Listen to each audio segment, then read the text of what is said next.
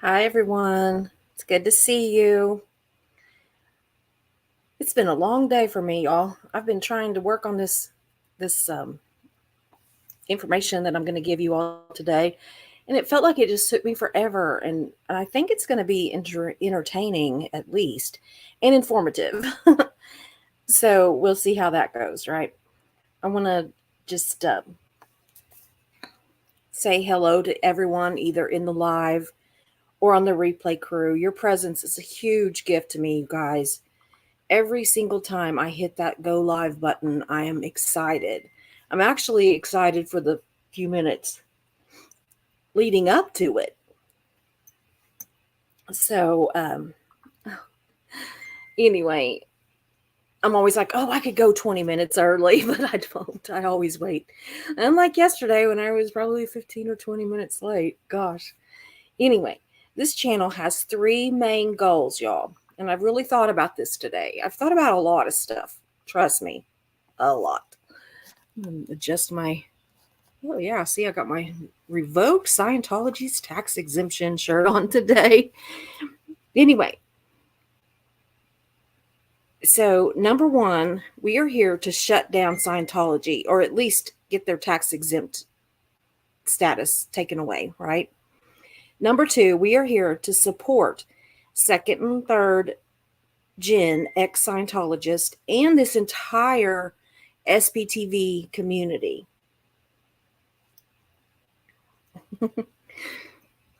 I'm reading my mods.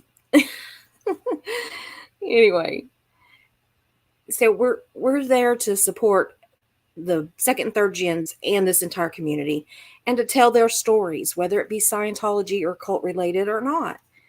And in the coming weeks, we're going to have some amazing stories on, y'all. Amazing. They tend to be high control groups or persons, but it's I'm excited. I'm going to have some special guests, and we're trying to really get it all figured out and get it, done how it needs to be done. Number three, we are here to build our community into a safe place for people to gather and make friends. That's it. And the rule, don't be a jerk. Seems pretty simple, but you'd be surprised. I want to thank my incredible mods. I hope you know I love you all, and I chose you all carefully. And I feel blessed every day to know that I've got these awesome people holding me up and making me stronger. My whole channel does that, y'all. The chat, the replay crew, even the lurkers. Just knowing that y'all are there truly, truly, truly makes me happy and makes me stronger. I just don't know if I'll ever feel like that I deserve it.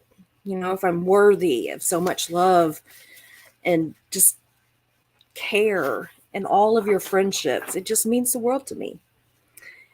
But now, let's delve into this bizarre situation by telling how Scientology's fair game practice sometimes works.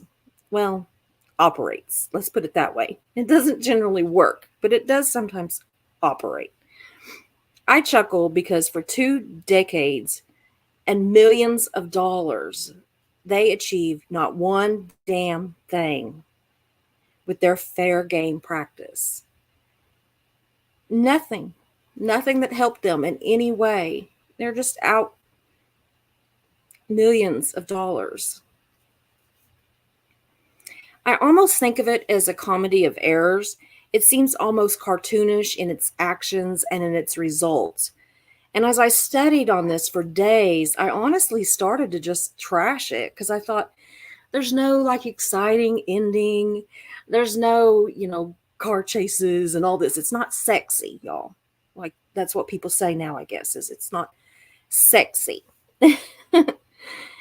But at the same time, I think that that's kind of the point, is to show how much this stupid cult spends and how much time, money, and effort they spend on things, and yet they fail repeatedly. So sit back, have a little Xenu Marlene, whatever. See, mine's not refreshers, my little Starbucks thing. Have you a Xenu Marlene, and let's look into this 2-decade long farce financed by the Church of Scientology and backed by OSA, which included Mike Rinder and Marty Rathbone.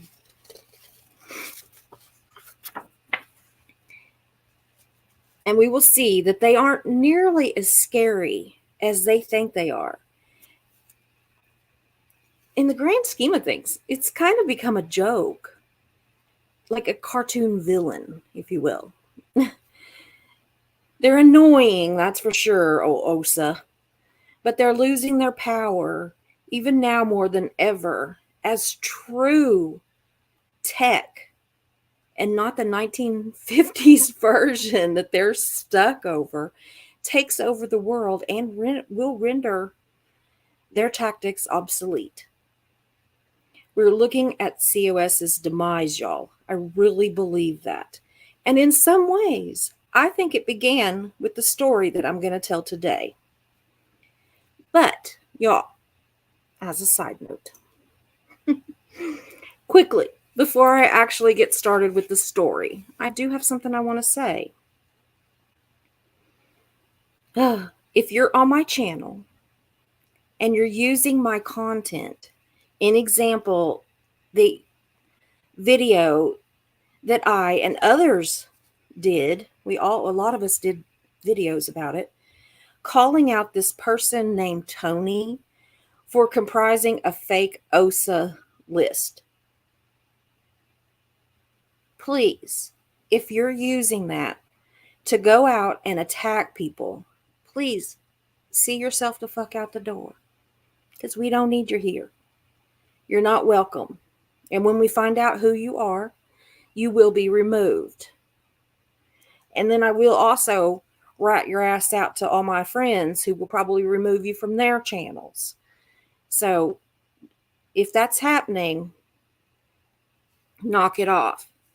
And I don't know that this has happened, but I got a lengthy email proclaiming that I perpetuated an attack on a person who views our channels, or at least on her tires. And y'all, I stand by that video. I truly do. It was to show this Tony, whoever he is, that he's a jackass and a joke to this community. I've only heard of this one OSA-like attack because of that ridiculous list. But if it's happening, I'd like to know. I'd like to have you on here. Just no more hateful emails, please. And thank you. Now, y'all, let's get started before Mischief Managed times me out before I even get started. Because you know how she is. She'll be flashing that 15 minutes, 30 minutes, 15 minutes, you know. And this one is a little lengthy, but I'm sitting on my bed where I can lean back, so I'm not going to get as tired. So I will tire out, but I should be able to make it through this. But I did write it down because I'm having a hard time with it. And I'm going to wait until after to go to my chat, because it's just been confusing lately. My brain's not working. Which that would give Mischief time to star anything that she thinks that I for sure need to see. And they can boot anything that they think I for sure don't need to see. So we all know that the Church of Scientology has seriously deep pockets. But what's really crazy, y'all, is the crazy amount of money that they waste on things like huge buildings only to leave them empty, or, you know, nearly empty. They don't have enough people to put in there to run the places. So they're like having to borrow from here, borrow from Peter, Paul, whatever that thing is, borrow from Peter to pay Paul, or vice versa, whatever it is. Anyway, they have to do that all the time. But today we're going to talk about an insanely crazy amount of time and expense that the Church of Scientology spent with one goal in mind: spy on Patrick D. Broeker. And we'll get into who he is in a minute, or a few minutes. But I want you to kind of listen to the story first and just kind of imagine it being anyone, really. Church officials painted Broeker as an errand boy for the late L. Ron Hubbard. They claimed that he made off with $1.8 million after Hubbard's death and a cache of critically important Hubbard records. You know, those OT levels that don't exist. That's what they think he got, y'all. Mm. Anyway, they literally paid two former California police officers to spy on Broeker indefinitely. Like, they didn't set a time period. They said this can go on for years, and it did. Paul Merrick and Greg Arnold tracked Broeker from California to a cowboy town in Wyoming and even to the Czech Republic, y'all. I mean, every time he moved, they had to move. It wasn't like they just followed him a little bit. I mean, this went on for 2 decades. And so they followed him, and when they did, they literally had to move too, relocate. Can you imagine? But if I was getting paid what they were getting paid, I'd probably do it too. Anyway, they spied on his girlfriends, rummaged through his trash, and tapped his phone. After 14 months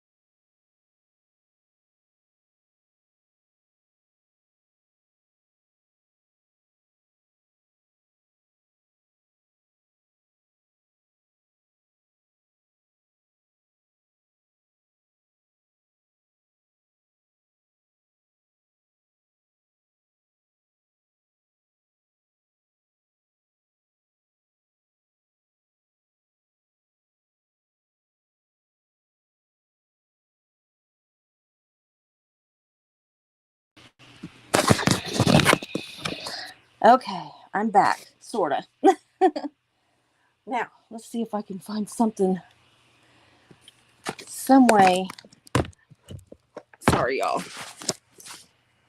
I gotta get that up a little bit. There we go. It's not gonna be a very good view, but we're gonna make it work. Put this light on here. Ugh, guys, I'm so sorry. Can you all hear me and everything? No, the light is not even gonna work because the computer's acting crazy. I don't know why my computer just completely shut down. But anyway, I'm gonna have to try to figure out how to see this. Okay. Oh, y'all. So, anyway, they spied on his girlfriends. They rummaged through his trash and they tapped his phone.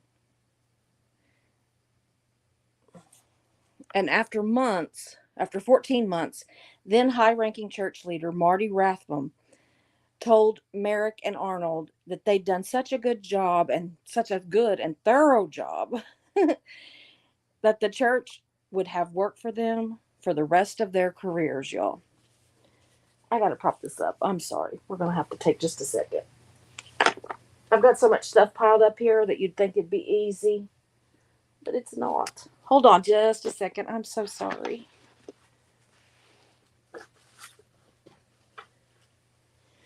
I am gonna make this work. Hold on. I'm sorry.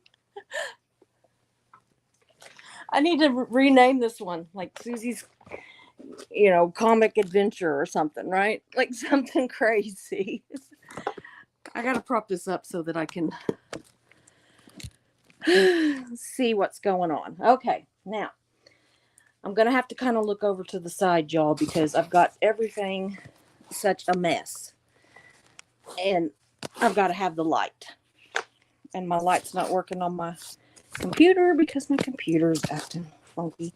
Okay, so anyway, they did all that, and they said that they would have jobs for the rest of their careers through the church. In Rathbun's words, they were part of the family. The church began paying them a lump sum of $32,000 a month. Merrick told the Tampa Bay Times in 2013 that they thought that was a pretty good deal. And that the church's checks arrived on schedule every month until eventually they didn't. So, Merrick and Arnold filed a lawsuit against the church and David Miscavige, claiming that he broke their long-standing verbal agreement. Shocking, right? Does anybody really expect the church or Miscavige or any of them to keep their word?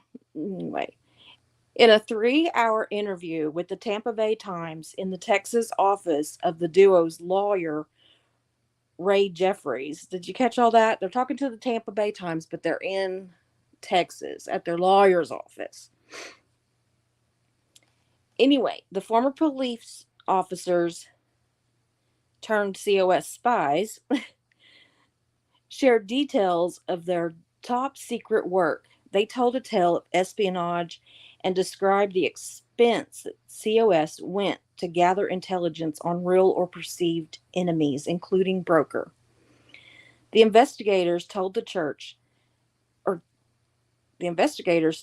the church paid them between $10 and $12 million over 2 decades just to follow Broeker and several other church targets that they, had here and there, including a drug company executive who is at one point the governor of Indiana, Mitch Daniels.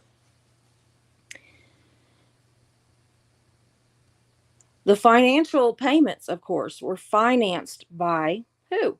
Church parishioners, right? Of course.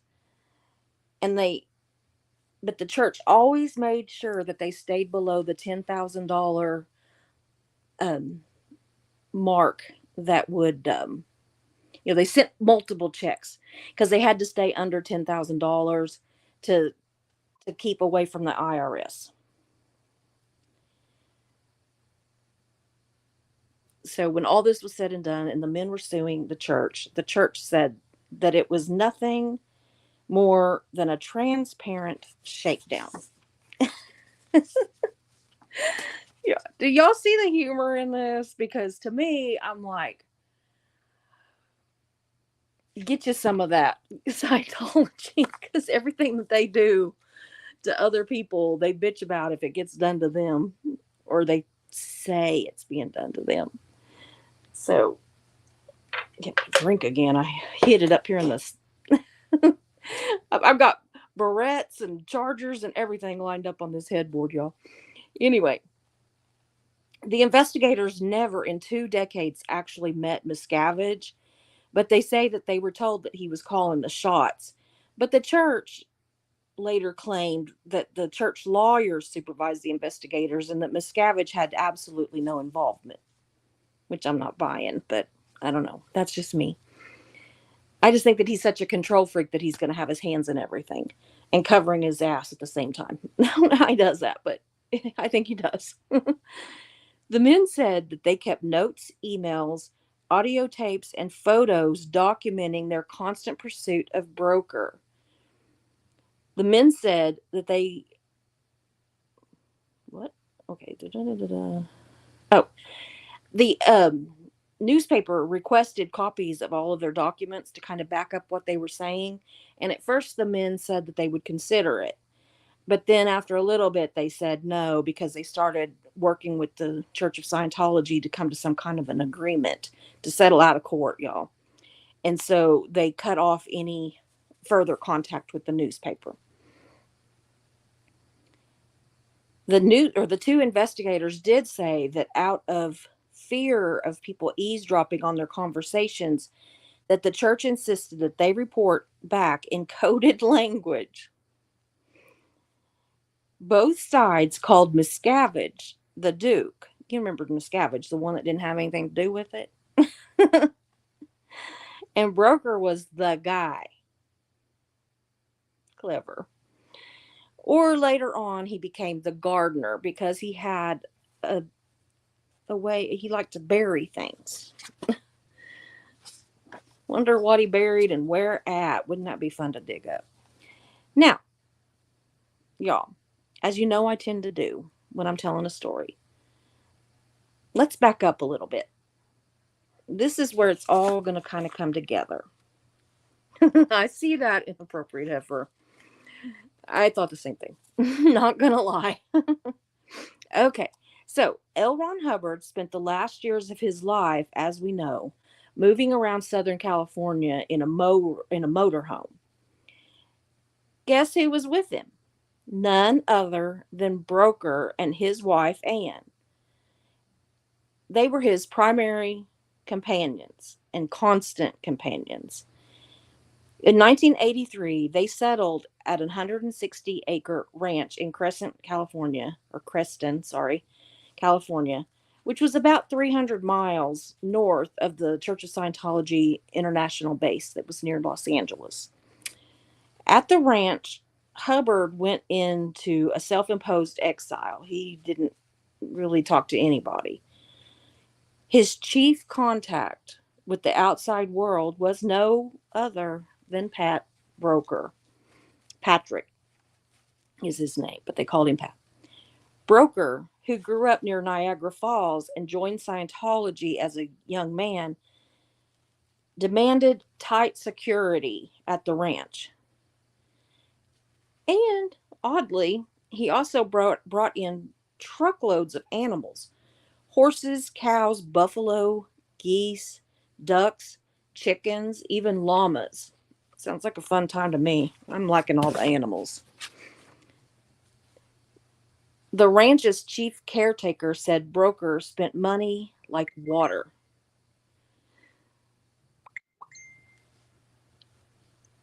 I'm going to be a wild mischief because I still have some pages to read. That really broke me when I messed up. But I'll hurry. Anyway, the ranch's chief caretaker said Broeker spent money like water, having access to as much money as he wanted. Hubbard gave him, like, here you go, make it rain kind of deal. Anyway, but after Hubbard died in 1986, the church officials started cutting back on his open funds that he had grown accustomed to. And they started demanding that he kept better accounting of all of his expenses. And he didn't like having to keep account of his expenses. Not at all. It really irritated him. Then there was the question of who would succeed the founder, right?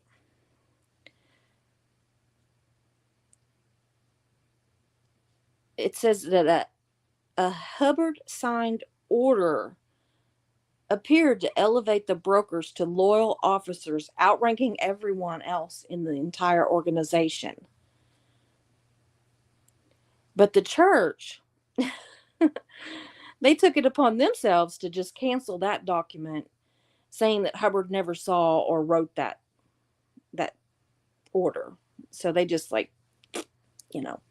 So Miss Cavage, then just 26, emerged as the leader of Scientology. Oh, sorry about that. A flash of paper in front of my face. Ann Broeker moved to the Int base, and the couple separated. Broeker was about 40 years old.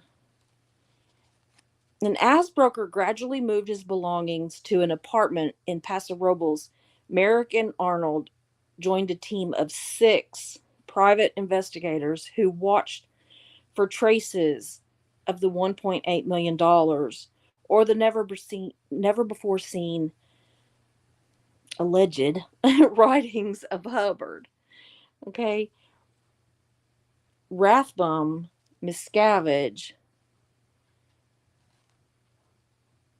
and Rathbone, Miscavige's top deputy. Sorry, I can't read my own writing. It's because I don't have a light. The other one I had a light. I'm on my iPad again. So anyway, they called constantly for updates from these investigators, wanting to know, have you found the money? Have you found the money?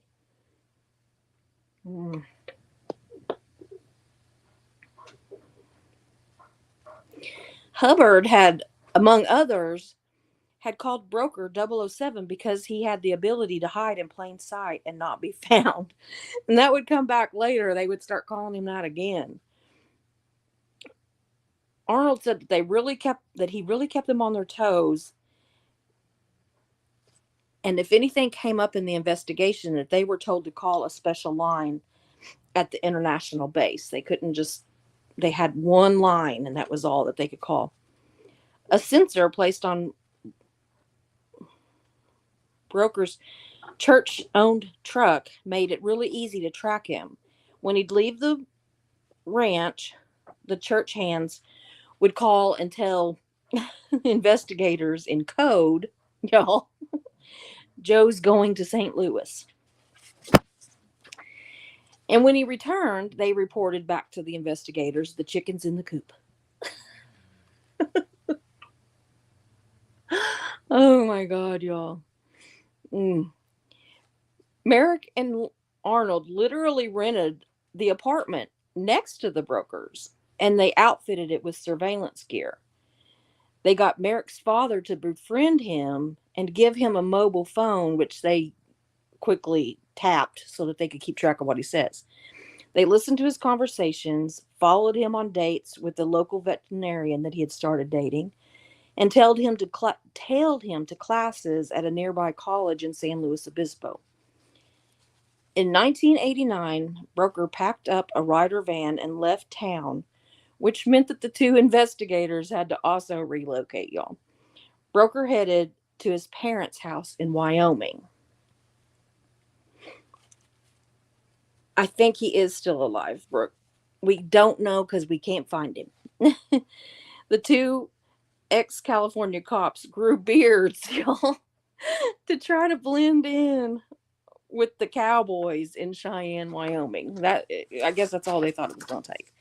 I'm telling you, it's like a freaking cartoon. I can just see like Bugs Bunny like putting on a mask or a beard or something and thinking he's gonna blend in, or geez, I don't know, or I don't know. I'm trying to think of that one. I've got another cartoon in my mind, but I can't think of it. Anyway, the cops or ex cops also made a deal with the local trash company to get access to Broeker's garbage. And they claim that this is real common in the disposal industry, which is kind of creepy. When I read that, I was thinking, I need to start paying attention to what I'm throwing away. Mark usually tries, we've got a burn, like a big, it's not a burn pile, it's a burn pit where we can roast marshmallows and hot dogs and all that.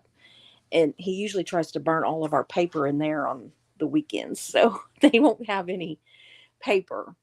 Anyway, they often found empty plastic bags covered in mud as though they'd been buried and dug up, but they never figured out what had been in them. In June of 1990, the Los Angeles Times published a 6-day series on Scientology, and it depicted Broeker as having a much higher standing in the church than the two ex cops had been led to believe. The so called errand boy was had actually been a rival to Miscavige in the power struggle over Hubbard's writings and who was going to take over the church. They found out just how important and how close he was to Hubbard. He kept Hubbard hidden, he kept him safe, and Hubbard placed him in a privileged position that few others ever enjoyed. It was Broeker who carried Hubbard's messages to the church and had been a key speaker in announcing Hubbard's death. So he wasn't just like some little errand boy.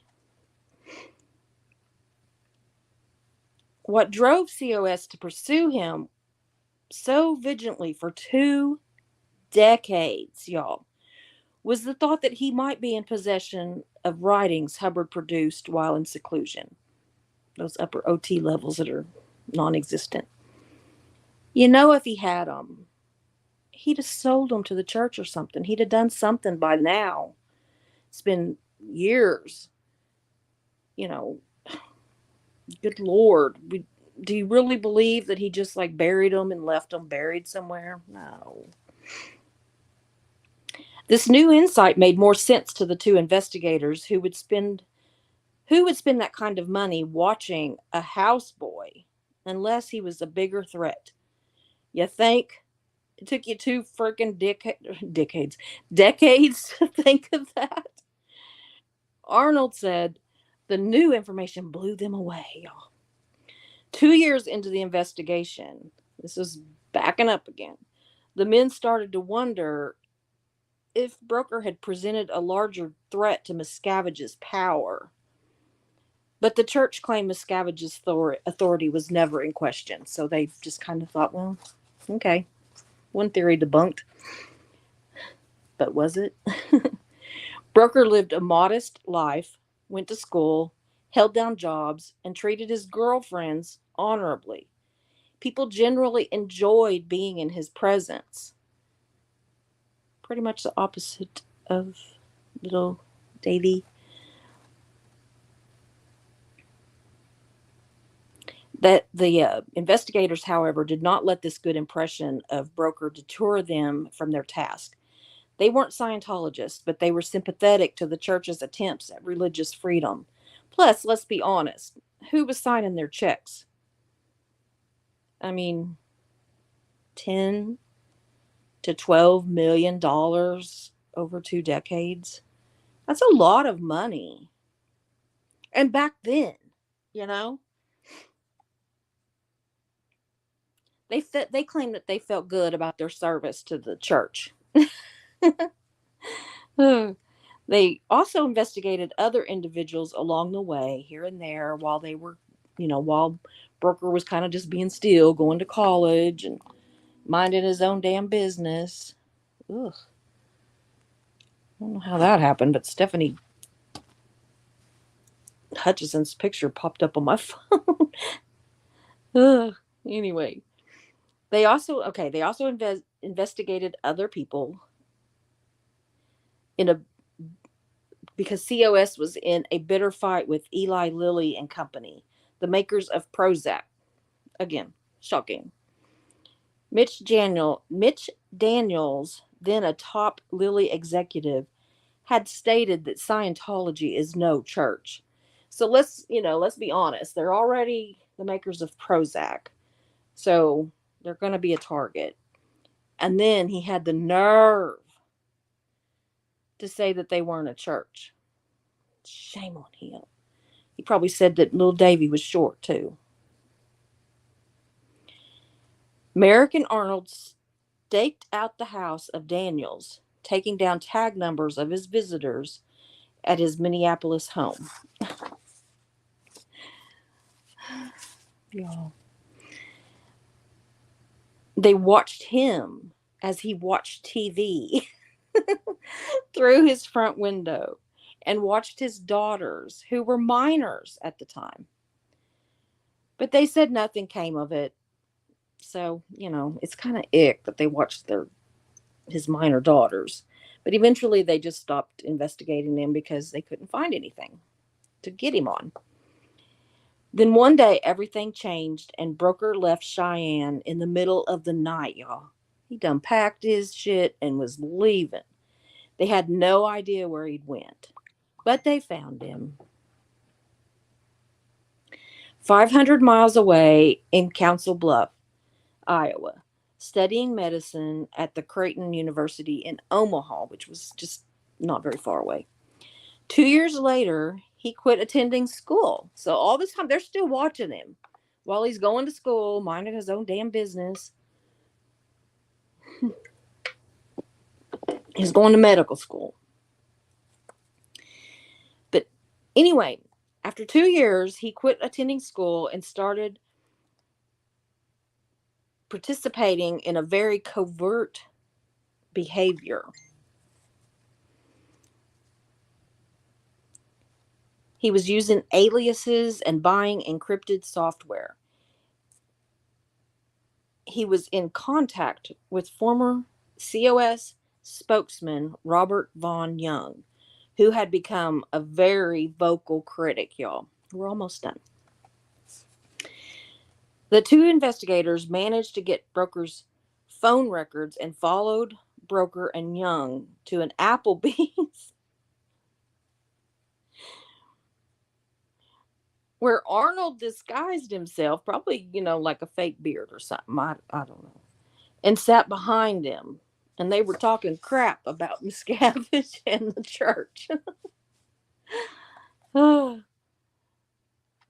Obviously, Broeker was angry with the church and their leader, Miscavige.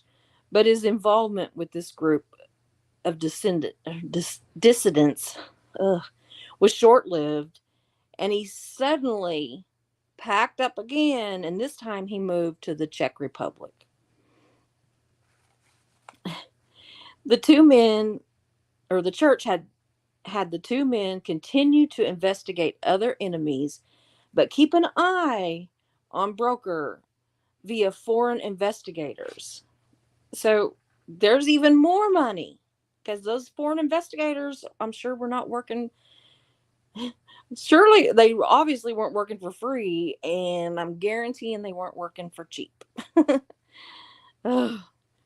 Broeker spent nearly 10 years in the Czech Republic while he was continued to be surveilled. He went to medical school and was working as an English teacher and a medical transcriber. The church's longtime spokesman, Mike Render, had left the staff of COS, and Rathbone walked away in 2004. Both men at first kept low profiles, but other former members, like Miscavige's niece, Jenna, yay, Jenna, I love Jenna, yay, did that on purpose, had begun speaking out, and it had just become rapid fire. One thing after another, y'all.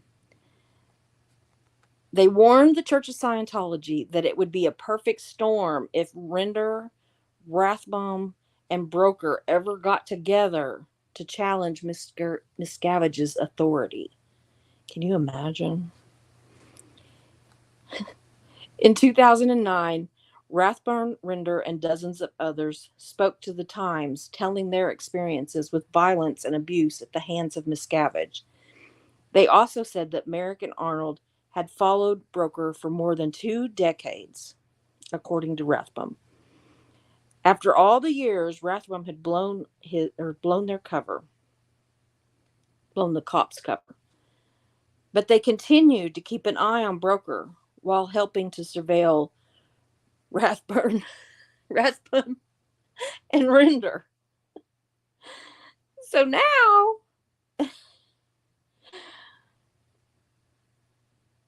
they're following the ones that hired him. The church increased their pay to $9,000 a week or $500,000 a year for both of them. The pair were now investigating Rathbone, the guy who'd hired them, and they traveled to Rathbone's neighborhood in Corpus Christi, Texas, to help the COS devise a plot to follow him. They rummaged through Render's trash and rented a place near his Denver apartment. And they set up cameras so that they could watch his every move. They were still also watching Broeker, though. These 3 people, Broeker, Render, and Rathbone, were all spies in their own right, so the investigators had to be really careful. Merrick and Arnold became bothered by the church's setting out to overtly harass Rathbone by constantly telling him and videotaping him and even camping outside his house. Everything was kind of coming to a standstill, y'all. And the church's contact with the investigators, Linda Hamill, told them at one point, "We're not sure what the Duke is going to do." You know, the Duke, Miscavige, who wasn't involved, but we don't know what he's going to do. Arnold said his heart dropped. The church was basically cutting them loose. They had worked through Christmases, and even Arnold's honeymoon was done around work. It had been a secret who they worked for. Even their family and friends, even spouses, didn't know the men were. They knew that they were private detectives, but they didn't know who they were working for. The church stopped their payments, and according to the detectives, Broeker is living somewhere quietly in the U.S. Even the Times couldn't find him. His sister, Penny Briers of Cheyenne, said that she'd pass on the message that the Times wanted to speak to him, but that they all just wanted to be left alone. And I searched and searched and searched today for hours, y'all. Hours. And I couldn't find anywhere where he's at. I couldn't find an obituary. I couldn't find anything. So it looks to me like the gardener has covered his tracks pretty well, y'all, and he is hidden. It looks like it's cut off some of my messages when it went blank earlier. So I'm really sorry. I've missed, I'm sure, some of y'all's comments, but we're going to start with Brooke Elliott says, technology, always doing what it wants to first.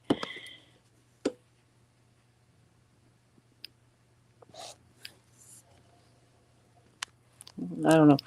Eric Reader says, please use this time to hit the like button. Absolutely.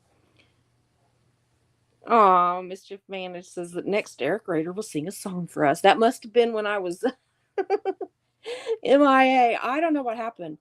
My laptop just went black, y'all. And I had to reboot it. And it's still not letting me sign into StreamYard. So I had to go to my iPad. Yeah, y'all could do some cross stitching. Yeah.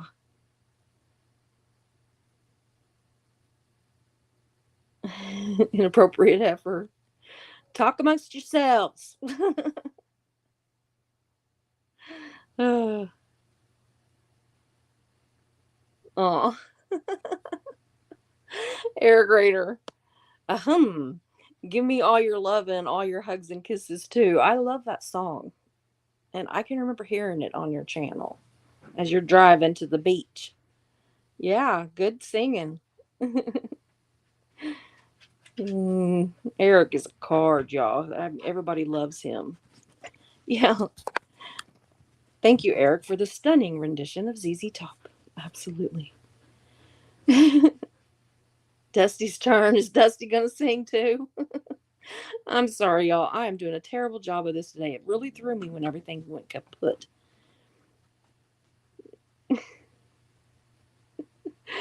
Oh, Marilee will delight us with tales of her mysterious chef. Take it away, Marilee. Yes, Carrie Ann, I'm back. Yeah, I don't know what happened, y'all. I don't know what happened. Literally, no one's here. Good to see you. Yeah. Inappropriate effort singing Susie's back. Back again. Susie's back. Tell a friend. Yeah. Everybody's singing. Uh, Marilee says, Mischief, he bakes the most amazing Christmas cake. It is red and green with maraschino cherries and a rich, delicious white pound cake. No worries, says Eric. Oh, guys. Literally no one.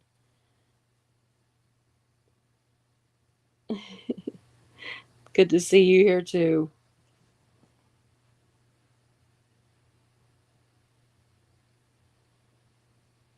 Brooke Elliott figures a religion that thinks children should work 110 hours a week and not educate them. They tell you who they are. Absolutely. Yeah, Constance June, that is a lot of money. Marilee says, and why none of us are surprised. Did y'all get the humor in the whole damn thing? It just seemed like some kind of a I don't know, like a joke or like what was the I know these things, y'all. My brain is not working. The Larry, Harry and Moe or whatever they like the Three Stooges. It remind me of something like that they would do, like this, just running and bumping into each other. And Joe McCoy says, I'm late, but I'm here now. Hope everyone is doing okay. We are now. We had a blackout. I don't know what happened. My iPad just literally went black. Said the battery was low. I looked, it's plugged in. I guess it wasn't getting a good connection or something, which my iPad's not right now. So that's probably what the problem is. Ugh. Literally no one. It was LRH's intent to have Pat and Ann run the show after Hubbard dropped the body. I believe so too. I absolutely believe it. Everything that I read pointed to that.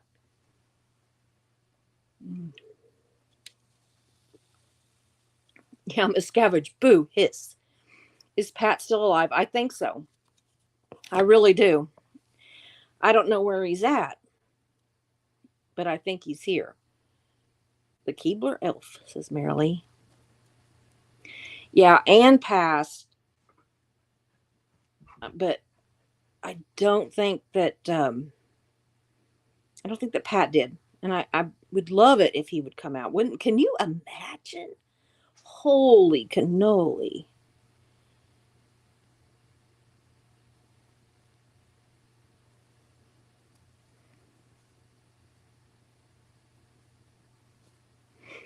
Oh. Blake Reed says that should be a meme of how late I always am. Well, you didn't miss a lot. You can go back and watch it, but there's going to be the blackout in there that I don't know what happened. Yeah, Wile E. Coyote.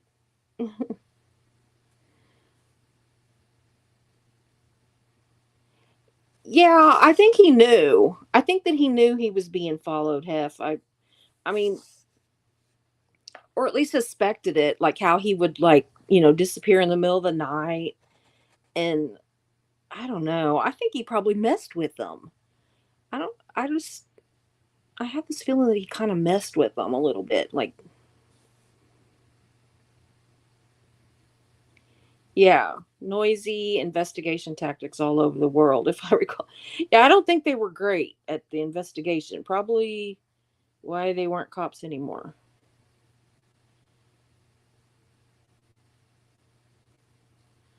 Yep.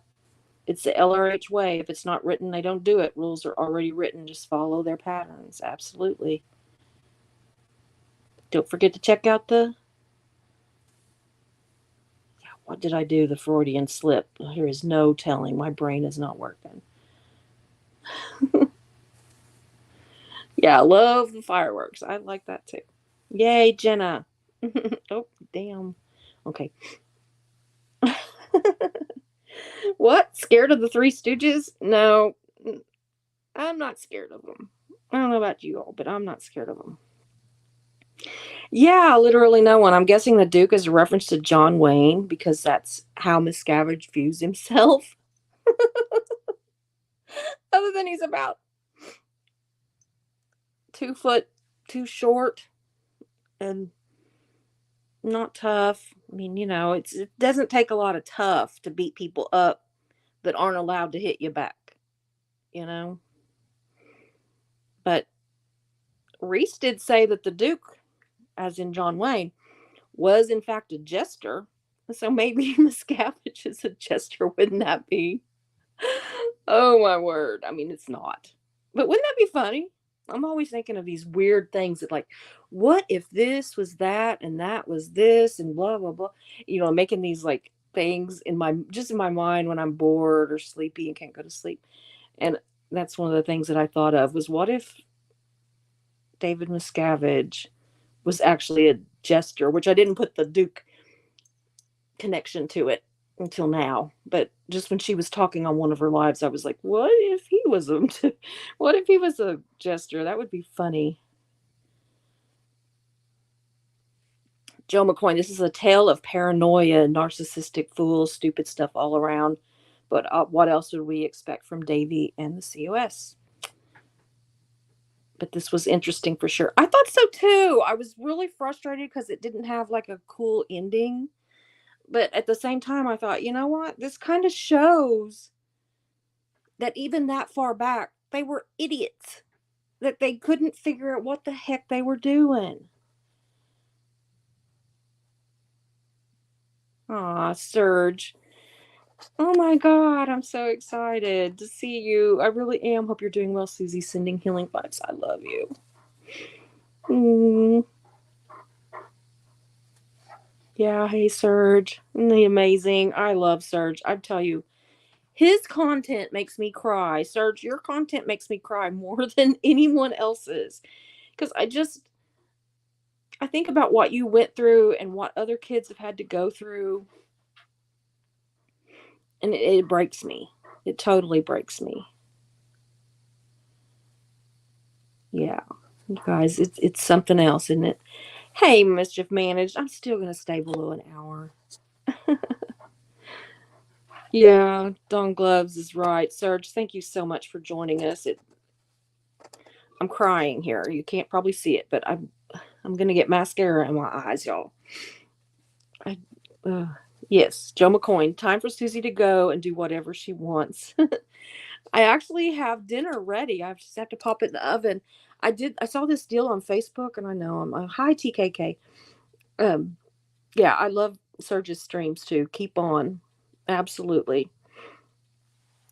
Anyway, you take a casserole dish, a big one, the whatever they are, the 19-inch or whatever, I don't know, and you line it with like two flour tortillas on each side and one on each end. Okay, and then you put ugh, refried beans, taco meat. I put some onions, some corn and cheese. Oh, and taco sauce, like Taco Bell's taco sauce. We can buy it here. Yay! We can buy it here in the bottles. And so I, did a bottle of taco sauce on it. And the cheese was the last thing. And then you put two tortillas face down on it. Well, you fold the others over and then you put two tortillas face down on it so that it holds those edges that were sticking up out of the pan. So it folds them down and then they've got the two tortillas on top. Anyway, everything's cooked. It's already all cooked. You cook your meat and everything, season it, all that. I put, lots of seasonings and all this stuff. And oh, onions. Did I say onions? I was going to put peppers and I forgot. So Mark can put peppers on top. But anyway, so you bake it and it comes out kind of almost like kind of a Mexican version of like a chicken pot pie type thing, a taco version of a weird, I don't know, that kind of deal. And you just slice it like you would do lasagna. And then you can top it with green onions if you want and sour cream, anything you want on top. If you want to add more cheese, if you want to add whatever you want to do, it's a taco. It's a big old taco. So anyway, it's all done. I just have to pop it in the oven and I'm going to do that in about an hour. Mark usually gets home our time about 7 o'clock and then he has to do the feeding. So that takes a little bit. But yes, Serge, thank you. And please come back. Please come back. I am so honored that you're here. Oh. But First Coffee saying, oh gosh, I'm so tired. That's mischief managed. It's not me. But I am tired.